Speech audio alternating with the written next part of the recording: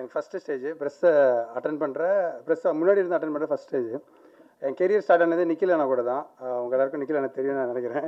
பெரிய எக்ஸ்பீரியன்ஸ். அவர் கூட இப்போ நிறைய ப்ரெஸ் ஷோ அரேஞ்ச் பண்ணுறதுல கூட இருந்திருக்கெல்லாம் பண்ணேன். ஆனால் இது இப்போ முதல்ல அவங்க ப்ரெஸ்ஸை அட்ரஸ் பண்ணுறது தான் ஃபஸ்ட் டைமு. அதனால் கொஞ்சம் மேலே கீழே போயிட்டாலும் நீங்களே சென்சார் பண்ணிவிடுங்க.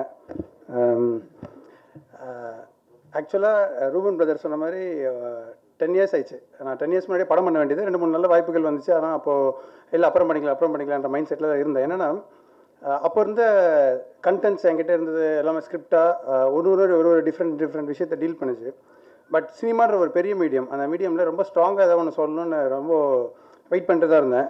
கடந்த 3 வருஷமாக நடந்த சில இஷ்யூஸ் எல்லாம் ரொம்ப பாதிச்சுது. அதை வச்சு ஃப்ரெஷ்ஷாக பண்ண ஸ்கிரிப்ட் தான் அந்த ஸ்கிரிப்ட். அப்போது ஆனந்த் பிரதர் மீட் பண்ண ஒரு சந்தர்ப்பம் கிடச்சிது. பிக் பிரிண்ட் கார்த்திக் கொண்டு போய் அங்கே வச்சார். நான் நரேட் பண்ணேன் ஸ்கிரிப்ட்டு. அவர் 15 மினிட்ஸ் தான் கேட்பேன்னு சொன்னார். ஆனந்த் பிரதர் ஆக்சுவலாக பயங்கர பிஸியாக இருந்தார். ஆனால் நான் கதை சொன்னேன், ஒரு 1 hour ஆயிடுச்சு. அதுக்கப்புறம் பிரதர் செம்மையாக இருக்குது பிரதர் மட்டும் சொன்னார். எதுவும் சொல்ல வந்துட்டேன். அன்றைக்கி நைட்டே ஃபோன் பண்ணார். ஃபோன் பண்ணி மேடம் பேசுகிறாங்கன்னு சொல்லி சுவேதா மேடம் கிட்ட ஃபோனை கொடுத்தாரு. சுவேதா மேடம் சொன்னாங்க, இவன் நிறைய கதை கேட்டே இருப்பான், நீங்கள் சொன்ன கதையை வந்து என்கிட்ட ஏதோ தப்பாக சொல்கிறான், இருந்தாலும் நல்லா இருக்கும் போது தெரியுது, நாளைக்கு வந்து எனக்கு கதை சொல்லுங்கன்னு சொன்னாங்க மேடம். மேடம் வந்து பயங்கர எக்ஸ்பீரியன்ஸ். அவங்கள வந்து நல்லாவே தெரியும். 19 டேஸாக சீரியல் இண்டஸ்ட்ரியில் இருக்காங்க. அவங்கள எல்லா ஸ்கிரிப்ட்லேயும் அவங்க இருப்பாங்க. ஸோ நான் சொன்ன ஸ்கிரிப்டை தப்பாக ஆனந்த் பிரதர் சொல்லி ஏதோ ஒன்று இருக்குது ஐடென்டிஃபை பண்ணிட்டாங்கன்றது எனக்கு சந்தோஷமாக இருந்துச்சு அன்றைக்கி ஃபஸ்ட்டு. சரி, நெக்ஸ்ட் டே வந்து மீட் பண்ணேன் மேடம் மீட் பண்ணி ஸ்கிரிப்ட்டு சொன்னேன். இன்ச் பை இன்ச் அவங்களுக்கு ரொம்ப பிடிச்சது. இல்லை இதே மாதிரி இஷ்யூஸ் எல்லாம் ரவி பிரதரும் நிறைய பேசுவார், டிஸ்கஸ் பண்ணுவார், நீங்கள் போய் ரவி பிரதர் கிட்ட சொல்லுங்கள், just because I miss mother in law அப்படின்றதுனாலலாம் நான் அவரை ப்ரெஷர் பண்ண முடியாது, அவருக்கு இந்த ஸ்கிரிப்டில் உடன்பாடு இருந்துச்சுன்னா இமீடியட்டாக படமாக்கலான்னாங்க. நான் போய் ரவி பிரதர் மீட் பண்ணேன். அவர் இன்ஃபேக்ட் இதே திருடன் தான் என் ஃபஸ்ட்டு படம். நான் கிளாப் அடித்தது ஃபஸ்ட் ஷாட் அவருக்கு தான் அடித்தேன். நான் லாஸ்ட்டாக அமீர் சரோட ஆதிபவன் ஒர்க் பண்ணேன். அதுதான் லாஸ்ட் படம் ஏடியாக ஒர்க் பண்ணது. ஸோ அந்த 10 இயர்ஸ் ட்ராவல் தான். ஃபஸ்ட்டு ஆரம்பித்ததும் அவர்கிட்ட தான், முடிச்சதும் அவர்கிட்ட தான், இப்போ திரும்பி ஆரம்பிக்கிறதும் அவர்கிட்ட தான். டேய் நீ தானடா வேற யாரோ கார்த்திக் சொன்னாங்கன்னா, ஆமாம் 150 பேர் கார்த்திக்கு, மீதி 30 பேர் சரவணன்ற பேரில் தான் இருப்பாங்க இந்த ஊரில் அப்படின்னோடனே சிரிச்சார். சரி கதை சொல்லுன்னாரு. சொன்னேன். ஃபஸ்ட் ஹாஃப் சொன்னோடனே எனக்கு ரொம்ப பிடிச்சது.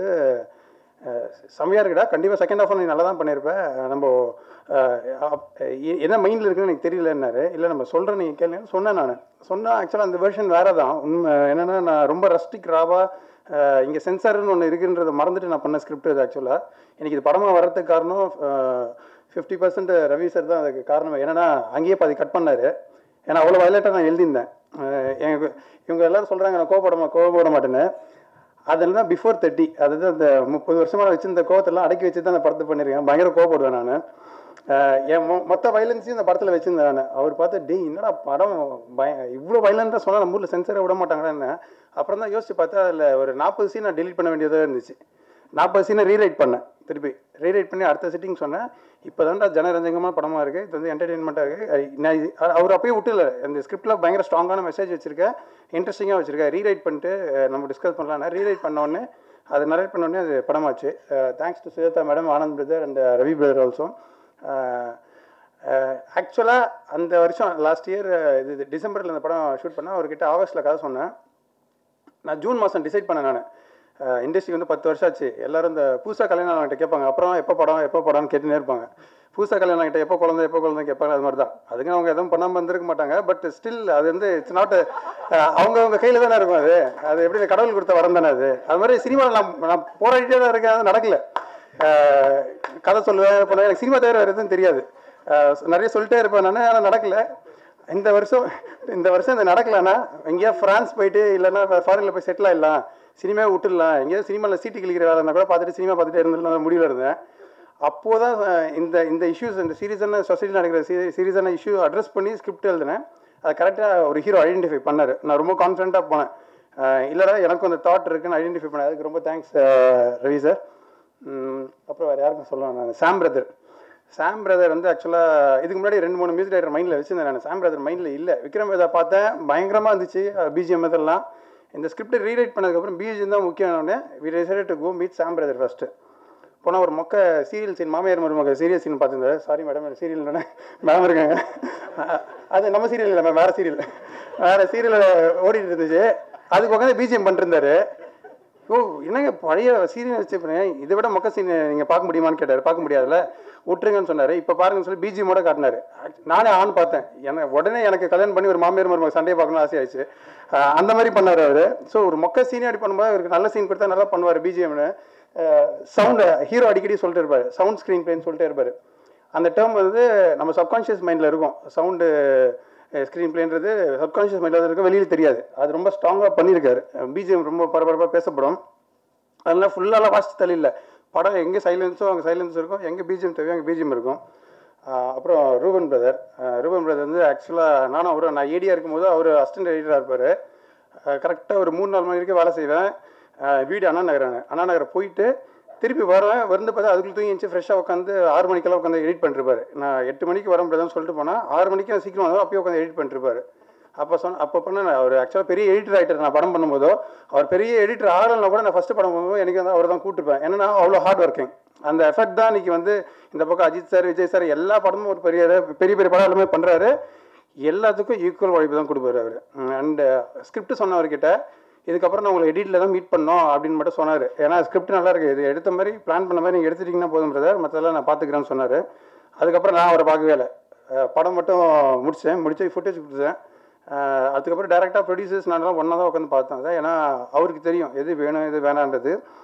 ரொம்ப நீட்டாக எங்கேயுமே இல்லாமல் எங்கேயுமே டக் டக்குன்னு அப்ரப்டாக கட் பண்ணாமல் பெஸ்ட்டாக க்ளீனாக எனக்கு அந்த படத்தை வந்து கொடுத்தா எனக்கே ஃப்ரெஷ்ஷாக இருந்துச்சு படம் பார்க்கும்போது. ஏன்னா ஷூட் பண்ண ஃபுட்டேஜுக்கு அப்புறம் மைண்டில் இருந்த கதை, நான் எடுத்த கதை ஒன்றா எவ்வளோ மேட்ச் ஆகுதோ அவ்வளோதான் ஒரு டைரக்டரோட வெற்றி. அது பக்காவாக ரொம்ப அழகாக கட் பண்ணி கொடுத்துருந்தாரு. அது என்ன not because is a best editor best ஃப்ரெண்டுன்னு கிடையாது, அவர் சினிமா மேலே இருக்குது லவ் அவரோட தான். எப்போதுமே என்னோட ட்ராக் தான் வரும், சினிமா தவிர வேறு எதுவும் திங்க் பண்ணவே மாட்டார். சினிமா மட்டும்தான் இருக்கும். இப்போ தான் ரீசெண்டாக அவர் கொஞ்சம் நாய்க்குட்டியெல்லாம் திங்க் பண்ணிட்டுருக்காரு. அடுத்தது இளையராஜா. 2 பேரும் ஒரே நேட்டிவ், லால்குடி, திருச்சியிலேருந்து வரோம். எனக்கு அப்போதே பழக்கம்.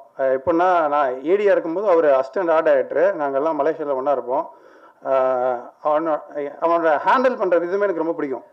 பயங்கர டென்ஷனாக போய் அது இங்கே எனக்கு கத்தின்னு இருப்பேன். நீ டென்ஷனாக வரதுனால எதாவது பிரயோஜனம் இருக்குது, அதை வரப்போதா வராது, மூடிட்டு உட்காரு, அது வரும், வந்ததுக்கப்புறம் அடுத்த ஷார்ட் பிளான், அதுக்கு வரைக்கும் அது இல்லாத ஷார்ட் பிளான் பண்ணணும். அசிஸ்டன்ட் ஆர்ட் டைரக்டர் இருக்கும்போது அவன் ஆர்ட் டைரக்டர் தான் நான் பார்ப்பேன். அவன் வந்து பெரிய ஆர்ட் டைரக்டர் வேலை செஞ்சான். ஆனால் அந்த ஆர்ட் டைரக்டரை அவனை பார்த்து அலருவாங்க, அவ்வளோ திமிராக தான் இருப்பான். ஸோ அவனோட ஆட்டிடியூட் எனக்கு ரொம்ப பிடிக்கும். ஆனால் வேலைக்காரன் எப்படி பண்ணாலும் எவ்வளோ திமிர் இருந்தாலும் எண்ட் ஆஃப் த டே அவனோட ப்ராடக்ட் பயங்கரமாக பேசும். அதனால் இந்த படத்தில் ஒரு ரியலிஸ்டிக் டச்சு தேவைப்பட்டுச்சு எனக்கு எல்லா இடத்துலையும். ஸோ ஆப்வியஸ்லி அதை ரொம்ப அழகாக என்ஹான்ஸ் பண்ணி கொடுத்தான். அப்புறம் அடுத்தது சத்யா சொல்லணும். நான் சத்யா வந்து இந்த படத்துக்கு பெரிய சப்போர்ட்டு. சத்யாவும் எனக்கு நல்ல பழக்கம் தான். அப்போ ஆப்வியஸாக சொல்லிட்டேன்ல, 10 வருஷமாக வந்தால் எல்லோரும் பழக்கமாக தான் இருப்பாங்க. சத்யா வந்து நல்ல இன்னும் பயங்கர க்ளோஸ். 2-3 படம் ஒர்க் பண்ணோம். அவர் இந்த படத்துக்கு இந்த கலர் டோன், இந்த படத்துக்கு இந்த ஷார்ட் டிவிஷன், இந்த படத்துக்கு இந்த மூமெண்ட்டுன்ற ரொம்ப தெளிவாக இருப்பார். நானே டெபியூ டைரக்டராக ரொம்ப கான்ஃபிடென்ட்டாக நான் படம் எடுத்தேன்னு சொல்ல முடியாது. சில விஷயங்கள் ஐயோ இந்த ஷார்ட் லெஃப்ட் வைக்கணுமா ரைட் வைக்கணுமா இல்லை ட்ராலி போடலாமா அப்படி யோசிச்சுட்டே இருப்பேன். அவர் க்ளீனாக சொல்லுவார், இல்லை கரெக்டுக்கு இந்த மூடுக்கு இதுதான் கரெக்டுன்னு சொல்லுவார்.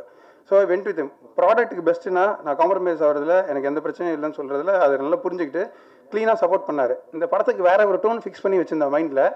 நீ இந்த டோன் ஃபிக்ஸ் பண்ணி வச்சிருக்க, உனக்கு அதை நான் காட்டுறேன்னு சொல்லி எனக்கு டிஎல்ல கூப்பிட்டு காட்டினார். செம்மையாக இருக்கேன் என்ன, இப்போ நான் உனக்கு ஒரு டோன் காட்டுறேன் பாரு, இதுதான் என் மைண்டில் இருக்குன்னு ஒரு டோன் காட்டினார். இதுதாங்க செம்மையாக இருக்குது, நான் சொன்னது வேஸ்ட்டுங்கன்னு சொல்லிட்டேன். நான் அவர்கிட்ட இமீடியட்டாக யோசிக்கவே இல்லை. ஏன்னா அவ்வளோ நல்லா இருந்துச்சு அந்த டோன் தான் நீங்கள் பார்த்தது இந்த ட்ரெய்லரில். ஸோ படம் ஃபுல்லாக அதை மீட் பண்ணியிருக்காரு. ரெண்டாவது அதுதான் நம்ம ஆடியன்ஸுக்கு ரிலேட் ஆகும், ஒரு பிரிட்டிஷ் டோன் வேணும்னு சொல்லி அது மெனக்கட்டு நல்லா அழகாக பண்ணியிருக்காரு ஷார்ட் டிவிஷன்ஸ். அப்புறம் அண்ணன் மைம்கோப் அண்ணன், வகீஸ் சார், கஜராஜ் சார், ராம்தாஸ் அண்ணன், பாபண்டனி சார் பண்ணியிருக்காங்க, நிதின் மேத்தன் ஒருத்தர் பண்ணியிருக்காங்க. எனக்கு இந்த படத்தில் வந்து நிறைய கேஸ்ட்டு டிஃப்ரெண்ட் கேரக்டர்ஸ் தேவைப்பட்டுச்சு. நிறைய இது எப்படி சொல்கிறதுன்னா, ஒருத்தர் பார்த்தாலே கிரிமினல் மாதிரி இருக்கணும், ஒருத்தர் பார்த்தா நல்லவர் மாதிரி இருக்கணும், உள்ள கிரிமினலாக இருக்கணும், அந்த மாதிரி அன்பிரடிக்டபிள் திங்ஸ் கொடுக்கணும் நிறையா இருந்துச்சு. அந்த கேஸ்டிங் வந்து பண்ணுறது பெரிய ஈக்குவலாக இருந்துச்சு. அப்போ தான் ரவி பிரதர் சொன்னார், நீ வந்து ஸ்கிரிப்ட் ரொம்ப நம்ம ஷார்ட் பீரியடில் ஷூட்டிங் போகிறோம், நீ ஸ்கிரிப்டில் கான்சன்ட்ரேட் பண்ண, கேஸ்டிங் இந்த செட்டப்லாம் நீ வந்து ஒரு பக்கம் அட்ரஸ் மட்டும் பண்ண, ஆனால் ஸ்கிரிப்டில் மேஜர் ஃபோக்கஸ் வைனாங்க. அப்போ எனக்கு கரெக்டான டைமில் நித்யா வந்து ஹெல்ப் பண்ணாங்க. Thank you Nithya sister. Costing director அந்த படத்தில் அவங்க வேலை பார்த்துருக்காங்க. கரெக்டான இது காஸ்டிங்ஸ் எல்லாம் பயங்கரமாக என்னை விட அதிகமாக ஒர்க் பண்ணாங்க. ஆப்ஷன்ஸ் கொடுத்துட்டே இருப்பாங்க. எங்கள் தமிழ் சினிமாவில் முடிஞ்சிச்சுங்க, அப்புறம் பாலிவுட் முடிஞ்சிச்சுங்க, மாலிவுட் முடிஞ்சிச்சுன்னு சொன்னாங்க. திடீர்னு ஒன்று ஹாலிவுட்லேருந்து அவங்க கூட்டு வரணும் போல இருக்குங்கன்னாங்க. அதெல்லாம் அவ்வளோ பெரிய படம் இல்லைங்க, நீங்கள் ஃபஸ்ட்டு எங்கேருந்து பிடிங்கன்னு சொல்லி திருப்பி கொடுத்தாங்க. அது மாதிரி நிறைய காஸ்டிங்ஸ் எல்லாம் ஒர்க் பண்ணாங்க. டிசைனர் பிரத்துல் இந்த படத்துக்கு ஃபர்ஸ்ட் லுக் ரொம்ப பரபரப்பாக பேசப்பட்டுச்சு. அவரால் எனக்கு அதிக டென்ஷன் ஆயிடுச்சு, அதே மாதிரி படத்தையும் கொண்டு வரணும்னு. அந்த அந்த டிசைனர் பிரத்துல் வந்து கதை கேட்டார். ஆக்சுவலாக கதை கேட்குற டிசைனர் அப்போ தான் பார்க்க முடியும். அந்த கதை கேட்டு இந்த கதையை ஜானர் விட்டு நான் வெளில படமே பண்ண மாட்டாங்க, இவங்க டிசைன் பண்ண மாட்டாங்கன்னாரு. அந்த அவர் பண்ண ஃபர்ஸ்ட் லுக் தான், அவருக்கு ரொம்ப தேங்க்ஸ் அந்த பண்ணதுக்கு. டிசைனர் ஃபேஷன் டிசைனர் கவிதா, அவங்க எனக்கு நல்ல ஃப்ரெண்டு தான். அவங்க துப்பறி அதெல்லாம் ஒர்க் பண்ணியிருந்தாங்க, அதுக்கு முன்னாடி எனக்கு பழக்கம். 2 பேரும் ஒரே ஏரியா வேறு. நிறைய ஷாப்பிங் எல்லாம் பண்ணுவாங்க. அப்புறம் அவங்க நம்பிக்கையில் அவனுக்கு என்ன இவங்களை ஷாப்பிங் பண்ணும்போதெல்லாம் டிஃப்ரெண்டாக பண்ணிட்டுருக்காங்களே, படத்துக்கு எப்படி பண்ணுவாங்கன்னு கதை சொன்னேன். கதை சொல்லி ஆக்சுவலாக நானும் சத்தியமாக சில சமயம் கேரி ஃபார்வர்ட் ஆகிடும். க்ரீன் கலர் சட்டப்பட்டு நல்லா இருக்குமே இதுக்கு அப்படின்னா விடவே மாட்டாங்க அவங்க. இல்லைங்கன்னு டெய்லி ஷூட்டிங் ஸ்பாட் வந்து கரெக்டாக காஸ்டியூம்ஸ் எல்லாம் கரெக்டாக ஈச் அண்ட் எவ்ரி கேரக்டருக்கு அவங்க டிசைன் பண்ணாங்க. அவங்களோட சப்போர்ட் ரொம்ப நல்லா இருந்துச்சு. தேங்க்யூ கவிதா. அப்புறம் என் டீம் 10 வருஷம் அவங்க குப்பை கொட்டினால ஏடி டீம் எல்லாமே என் ஃப்ரெண்ட்ஸ் தான். யாருமே புதுசு ஆளுங்களே கிடையாது, எல்லாமே என் ஃப்ரெண்ட்ஸ் தான். கோ டேரக்டர்னு கிடையாது, அதெல்லாம் கிடையாது, எல்லாமே ஃப்ரெண்ட்ஸ் தான். நானும் அவரும் ஒன்று தான், என் அசிஸ்டன்ட் டேரக்டர் ஒன்று தான், எல்லாமே ஒன்று தான். எல்லாம் ஒரு ஸ்ட்ரேஞ்சர் கூட நான் ஒர்க் பண்ணவே இல்லை, எல்லாமே ஃப்ரெண்ட்ஸ், எல்லாமே அவ்வளோ தான். ஷாம் பிரதர் இந்த படத்துக்கு வந்து இது பண்ணார். அவரும் ஒரு ஏடி மாதிரி தான். திடீர்னு வருவார், கதை என்ன அவர் வந்து எனக்கு முன்னாடிலேருந்து ரவி சாருக்கு பயங்கர க்ளோஸு. அது என்ன படம் அவர் இப்போ ஒரு வாய்ப்பு கொடுத்தோன்னா படம் செம்மங்கன்னு சொல்லுவார். அது அப்படி கிடையாது, படமே எடுக்கலன்னாலும் அதை தான் சொல்லுவார். ஏன்னா ரவி பிரதருக்கு அவ்வளோ பிடிக்கும், அவர் டைஹார்ட் ஃபேன். அவர் கரெக்டாக எனக்கு முடிஞ்சுது. ரவி பிரதரே எனக்கு ஹீரோவாக அமைஞ்சார். சொன்னேன், அப்போ தான் டென்ஷன் ஆகிட்டார். என்ன பிரதர், நானும் ஒரு க்ளோஸ் ஃப்ரெண்டு தான், ஏன் இவ்வளோ டென்ஷன் ஆகிற கேட்டால், இல்லைங்க இது வந்து வேறு எந்த டேரக்டராக இருந்தாலும் நான் சொல்லிவிடுவேன், இப்போ நீங்கள் வந்து ஹிட்டு கொடுத்தே அவனுமே என்னாரு, ஒரு படமே எடுக்கிறது ஹிட்டு கொடுக்குறது தாங்க என்ன. ஷாம் பிரதர் அப்புறம் கதை கேட்டார். கதை கேட்டு ரொம்ப பிடிச்சிது. ஸோ அவரோட எண்ட்லேருந்து இது வரைக்கும் சில வர டிசைன்ஸில் எதுவுமே வந்து என் பர்மிஷன் நிறைய வந்துனே இருக்கும். அதுக்கும் அவர் தான் காரணம். ப்ளஸ் ஆர் மைனஸ் நீங்களே புரிஞ்சுக்கோங்க.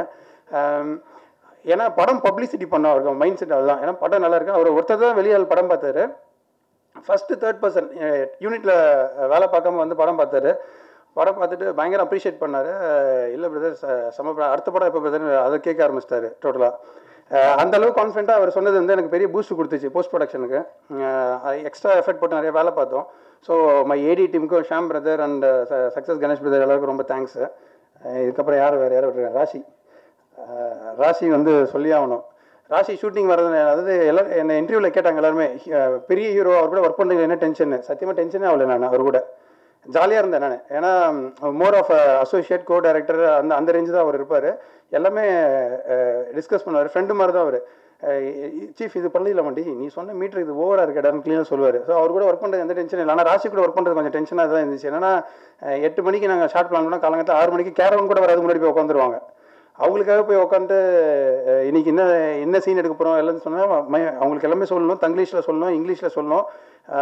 ஹிந்தி எனக்கு தெரியாது, தெலுங்கு தெரியாது, அதனால் எஸ்கேப் ஆகிட்டேன். என் அசிஸ்டன்ட் அபரிஜிதா எழுதி கொடுப்பாங்க, பக்காவாக பண்ணுவாங்க. ஷீல் மேக் ஷுவர் தட் ஒரு வார்த்தையும் பிச் பர்ஃபெக்டாக இருக்கான்னு ரொம்ப கான்ஷியஸாக இருப்பாங்க. நாங்களே ஓகே சொன்னாலும் இன்னொரு தடவை ட்ரை பண்ணலாமான்னு கேட்பாங்க. பக்காவாக அவங்களோட நேச்சருக்கு ஏற்ற மாதிரி நியரஸ்ட் கேரக்டர் நான் எழுதுனதுனால she could relate it easily. One of the best actors to work with. Thank you Rashi. அப்புறம் விஜயண்ணா பற்றி சொல்லி ஆகணும். இங்கே இருக்கிற எல்லாருக்குமே விஜயண்ணா பற்றி தெரியும். மொழி எல்லாமே ரொம்ப, அவரோட எழுத்து ரொம்ப ஃபேமஸான படம். என்னென்னா அவரோட படத்தில் வர நாய் கூட கத்தி கூட குறைக்காது, அவ்வளோ சாஃப்டான படங்கள் மட்டும்தான் எழுதுவார். அவர் ரொம்ப வயலன்ஸுக்கு டோட்டலாக அகேன்ஸ்டான இல்லை. அவர் படத்தில் ஹஸ்பண்ட் அண்ட் ஒய்ஃப் எழுதுனா அந்த ஒய்ஃபும் ஹஸ்பண்டும் சண்டை கூட போட்டுக்க மாட்டாங்க, அந்த மாதிரி எழுதுவார் அவர். சண்டைன்றது அவரோட கெரியரில் இருக்காது, அந்த மாதிரி தான்.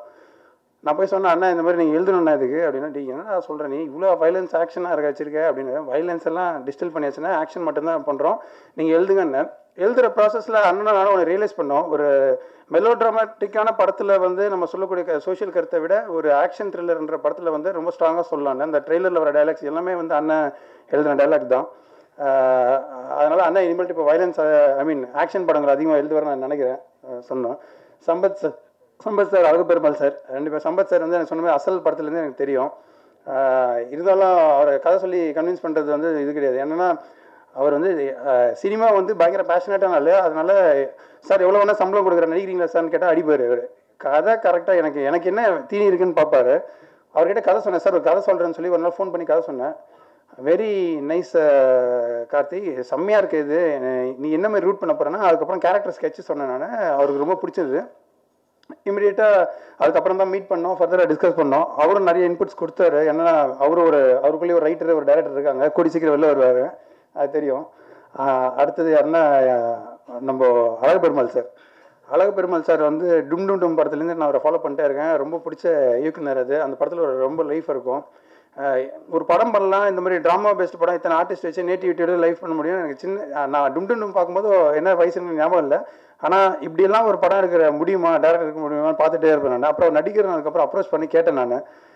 இல்லை கார்த்திக், நான் கொஞ்சம் கதை கேட்பேன், பரவாயில்லையாண்ணா? இல்லை சார், கதை நிறையா இருக்கனால தான் படம் பண்ண வந்திருக்கேன், வாங்க சார் சொன்னேன். கதை சொன்னேன், கதை பிடிச்சிது அவருக்கு. அவர் ஒரு மிடில் மேனாக ரோல் ஒன்று பண்ணியிருப்பார் சொசைட்டியில். இந்த படத்தில் என்னென்னா, ஒரு போலீஸ் ஸ்டேஷன், இந்த போலீஸ் ஸ்டேஷனில் இருக்க டிஃப்ரெண்ட் கேரக்டர்ஸை வந்து டீல் பண்ணோம். ஒருத்தர் வந்து நாடோட சேர்ந்து வாழணுன்னுவார், இன்னொருத்தர் வந்து எப்படி வேணால் வாழலான்னாரு, இன்னொருத்தர் யார் செத்தாலும் பரவாயில்ல நம்ம வாழணுன்னுவாங்க.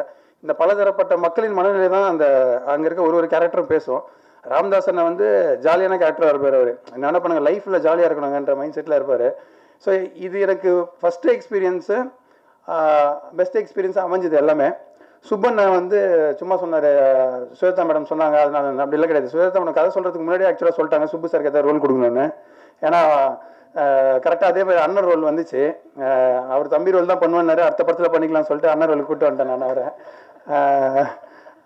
அப்புறம் சுதர்சன் பிரதர் படத்துக்கு ப்ரொடக்ஷன் டிசைனராக இருந்தார். நிறைய விதத்தில் எங்களுக்கு பயங்கர சப்போர்ட்டாக ஹெல்ப் பண்ணார். எல்லாருக்கும் thanks Sudarshan brother. Office by பிரசாத்லேருந்து இந்த படத்தில் என் கூட வேலை செஞ்ச எல்லாருமே எனக்காக மட்டுமே நிறைய பேர் வேலை பார்த்தாங்க. இந்த செகண்டரி, இந்த மானிட்டரி இது, அப்புறம் இந்த பேஷன் இதெல்லாம் தாண்டி கார்த்திக் எனக்காகவே வேலை பார்த்தாங்க. நானே எனக்காக அவ்வளோ வேலை பார்த்துருக்கேனான்னு டவுட்டாக தான் இருந்துச்சு. எல்லோரும் எனக்கு அவ்வளோ வேலை பார்த்தது பெரிய பலமாக இருந்துச்சு. Thanks a lot. ஒரு டீசெண்டான படம் பண்ணியிருக்கோம், அது இன்ட்ரெஸ்டிங்காக என்டர்டெய்னிங்காக பண்ணியிருக்கோம். என் படத்தை வந்து எல்லோரும் பாருங்கன்னு நான் சொல்ல விரும்பலை. ஆக்சுவலாக என்னென்னா, சில நல்ல படங்கள் வந்து வேணான்னு சொன்னாலும் நியூஸ் வரும், வேர்ட் ஆஃப் மவுத்தில் படம் நல்லா இருக்கேன் இப்போ பார்க்கலாமான்னு. மக்கள் வந்து அப்படி வந்து பார்த்து வின் பண்ணுற படம் தான் எல்லா படமும். அப்படி தான் ஜெயம்ன்ற படம் அப்படி தான் பார்த்தேன். ஏன்னா அந்த படத்தோட டிவியில் இது பார்க்கல, அவ்வளோ பிஸியாக இருந்தேன் நான் அந்த டைமில்.